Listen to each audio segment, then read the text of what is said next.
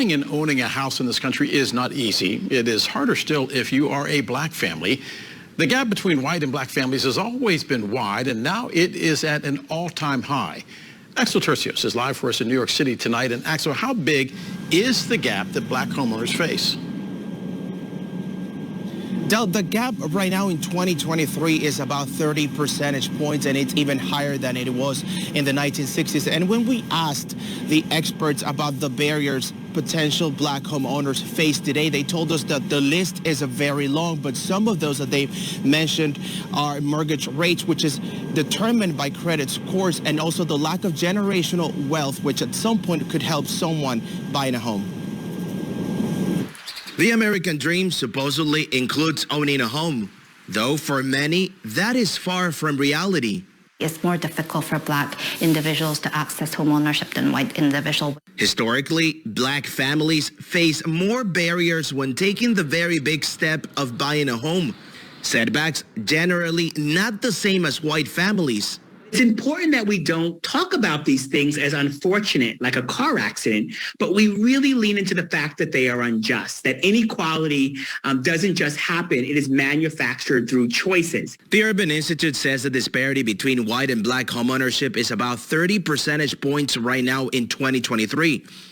It was about 27 percentage points in the 1960s, and that number should have gone down after the Fair Housing Act was passed in 1968.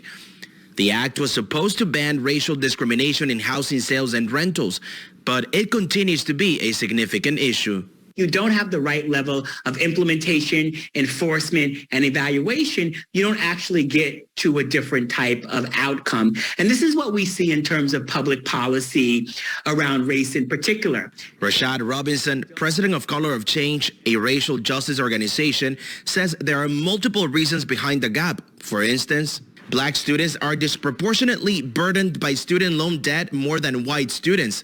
This affects debt-to-income ratio and the potential to save for a down payment. The National Association of Realtors finds black households are more than twice as likely than white households to have student loan debt. Credit score is another factor banks use to determine who is eligible for a mortgage.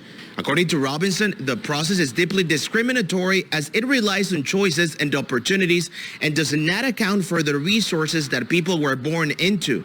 There's not enough accountability and evaluation of the credit industry, and they're able to operate in ways and block people, exclude people from opportunities as private entities, as entities that are not accountable and responsible for the decisions that they make.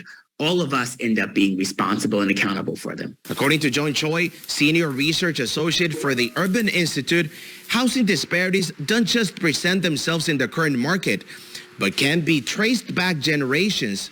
You need more down payment assistance to buy your first home. So a lot of young adults who have a home-owning parents and who have a huge housing wealth, they have a greater opportunity to buy their home at an earlier age in life and accumulate wealth. Homeownership is one of the most important sources of building generational wealth. If you buy a home early in age, you're more likely to have higher wealth when you retire.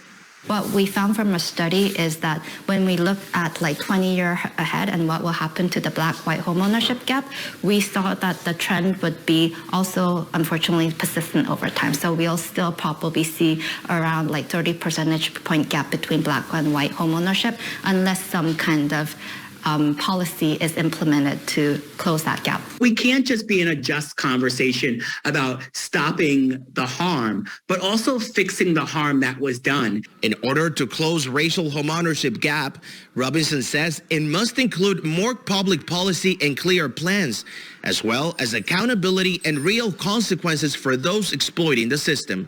And that will require investments. It will require us really looking at how do we fix these problems and provide opportunities for communities at scale to deal with the unforgivable past we have of exploitation of communities, of this country reneging on its commitments and in its compact, of redlining, of exploitation, of targeting, of banks. We do collect information in our annual survey, and we ask about experiences in the housing market, such as steering, which still may take place even though it is illegal to discriminate based on race and housing.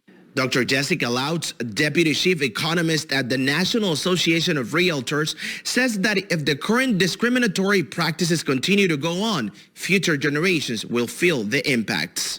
For their children, for their grandchildren moving forward, they may not be able to rely on intergenerational transfers of wealth. And that's what we see for successful home owners and buyers, is to be able to transfer down that wealth to future generations. And so that's lost out on.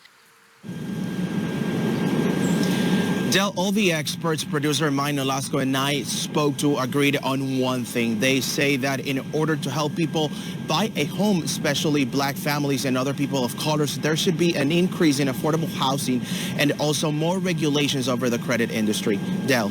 Axel Tercio, Sports Live in New York City tonight. Axel, thank you very much.